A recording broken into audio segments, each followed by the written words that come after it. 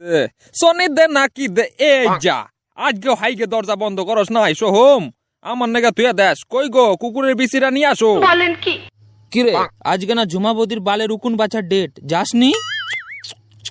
বলছিস না কেন? মা কুকুরের বিচি ভাজাটা নিয়ে আসো, শুধু খাচ্ছে বাবা। আনছি বলছিস না কেন? বালের উকুন বাঁচতে ভালো লাগে না বাবা। এই নাও কুকুরের বিচি ভাজা। বালের কুকুরের বিচি ভাজা। ও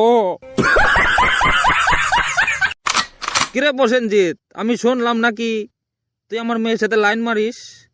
ভালো কথা, কিন্তু শুনলাম আমার মেয়ের নাকি তুই ডাব খাস। কেন খাস? ডাব খেতে আমার খুব ভালো লাগে। না শোনা গো আমার, আপনার মেয়ের ডাব খেলে আমার শরীর পুরো ঠান্ডা হয়ে যায়। ও ঠান্ডা হয়ে যায়। আজ থেকে ডাব খাবি না, বুঝলি? ডাব খেলে ভাববি তুই আমার মুত খাচ্ছিস। দাঁড়াও প্রসেনজিৎ, চোরের মতো কোথায় পালিয়ে যাচ্ছ?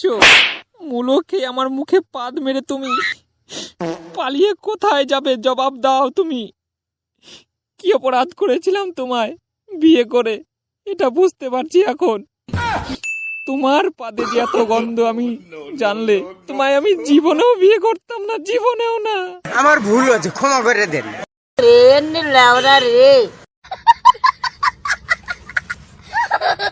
ঝাল লেগেছে আমার ঝাল লেগেছে ঝালে মরে যায়। ও কাস্টম নিজে বানায় না, অন্যকে বানাতে দেয়। কেন বল কেন? ও যখন কাস্টম বানায় না, লিমিটেড এমন ইয়েস করে দেয় আর ক্যারেক্টার স্কেল নো করে দেয়। পুরো ক্লাস কোয়ার্টার থেকেও বাদ করে দেয়।